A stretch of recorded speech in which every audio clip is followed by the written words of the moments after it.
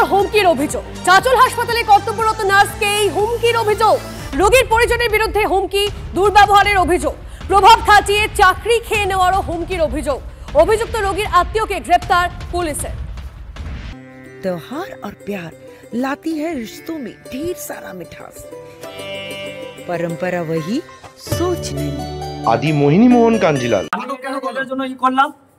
প্রতিবাদ করলাম, তা আমার মামার উপর চড়াও হচ্ছিল। আমি প্রতিবাদ করা থেকে আমাকে কারা চড়াও হচ্ছিল আপনার মামার উপর? এখানকার সব স্টাফ, সুপারের স্টাফ। আচ্ছা, সিস্টার অবশ্যই সিস্টার।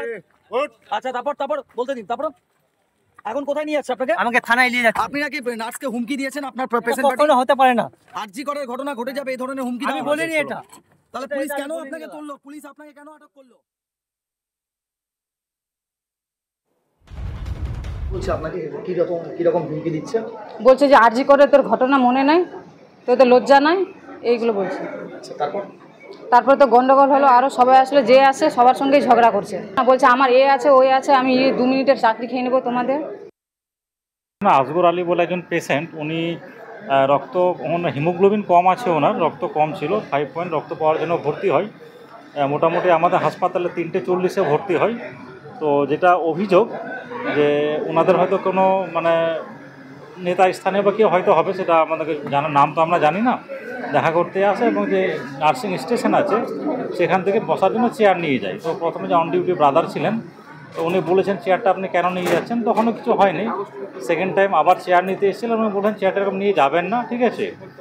তখনই দুপক্ষ থেকে কথা কাটাকাটি শুরু হয়। বিশেষ চিকিৎসক সুবর্ণ গোস্বামী এই মুহূর্তে আমাদের সঙ্গে রয়েছেন। ডক্টর গোস্বামী, আপনাকে স্বাগত TV9 বাংলায়। আমি তনিষ্ঠা কথা বলছি আপনার সঙ্গে। এক গুরুতর অভিযোগ সামনে এসেছে, আরজিকর করে দেওয়ার হুমকির অভিযোগ। চাঁচল হাসপাতালে কর্তব্যরত নার্সকে এই হুমকি দেওয়া হয়েছে বলে অভিযোগ করছেন তিনি। এখন প্রশ্ন হচ্ছে, আরজিকর কি মডেল হয়ে গেল নাকি, যে এরকম কেউ অভিযোগ, এরকম হুমকি দিতে পারে কেউ?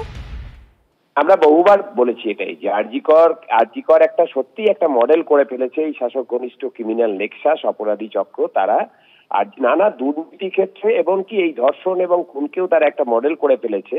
এবং তারপরে যেটা হচ্ছে যে রাজ্য পুলিশের যে গেস্টাপো বাহিনী, যে সিভিক ভলান্টিয়ার ভাতারে, আপনাদের খেয়াল থাকবে 9 তারিখের পর ঠিক 11 তারিখ রাত্রিবেলায় ডিউটিরত মহিলা চিকিৎসককে ঠিক একই ভাষায় হুমকি দিয়েছিল আরজিকর করে দেবো বলে এক সিভিক ভলান্টিয়ার। তারপরে এয়ারলেস হাসপাতালে এবং অ্যাপোলো হাসপাতালে ওই আরজিকর করে দেবার হুমকি শোনা যায় সেখানকার মহিলা চিকিৎসক এবং নার্সের।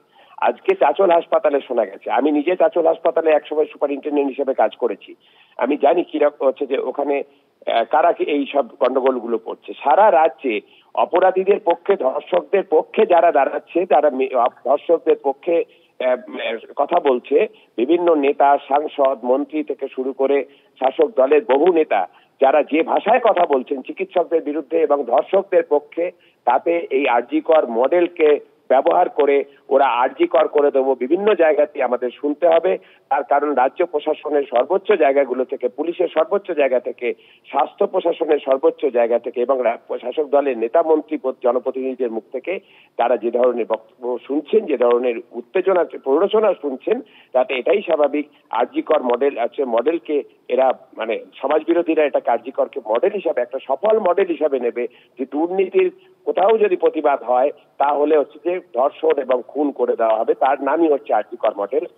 তবে মানুষ যেভাবে ভিড় করছে, মানুষ যেভাবে প্রতিবাদী মানুষ যেভাবে এগিয়ে আসছে, তাতে এই মডেল ওরা খুব একটা এগিয়ে নিয়ে যেতে পারবে বলে আমরা বিশ্বাস করি না।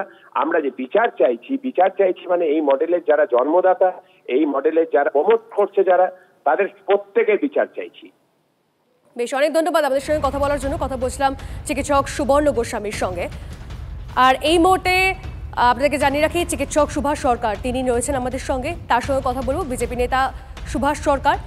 সুভাষবাবু, ফের আরজিকর করে দেওয়ার হুমকির অভিযোগ সামনে আসছে। চাঁচল হাসপাতালে কর্তব্যরত নার্সকে এই হুমকি দেওয়া হচ্ছে, রোগীর পরিজনের বিরুদ্ধে এই হুমকির অভিযোগ। কি বলবেন, আরজিকর করে দেবো এরকমটা বলছে, এটা কি মডেল হয়ে গেল আরজিকর? আমরা আগেই বলেছি পুরো রাজ্য জুড়েই আরজিকরের মতো অবস্থা হয়ে আছে।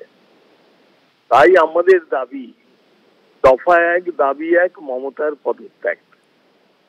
তার কারণ আপনারা পরিষ্কার ভাবে দেখতে পাচ্ছেন যে আরজিকর একটি বিচ্ছিন্ন ঘটনা মোটেই নয়।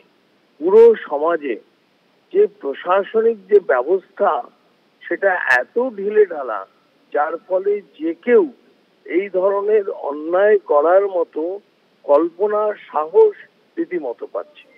আরেকটা অদ্ভুত ব্যাপার, এটা লক্ষ্য করার মতো বিষয়, এই যে এত প্রতিবাদ হচ্ছে সারা রাজ্য জুড়ে, সমস্ত মহল্লা, গ্রাম, শহর, গলি, কিন্তু সেখানে দেখবেন একটি সম্প্রদায়ের মানুষ কিন্তু সেই প্রতিবাদে আসছে না। এটা কিন্তু খুব অ্যালার্মিং ব্যাপার। আমরা যতই ভাবি না কেন, এই যে রাজ্যের যে সরকার, যে দল, তারা কিন্তু তাদেরকে সমস্ত কিছুর মধ্যে সম্পৃক্ত করতে পারেনি। তার মানে বেশ বোঝা যাচ্ছে, আপনার কথা স্পষ্ট হয়েছে। আপাতত ধন্যবাদ আপনাকে। কথা বলছিলাম চিকিৎসক বিজেপি নেতা সুভাষ সরকারের সঙ্গে।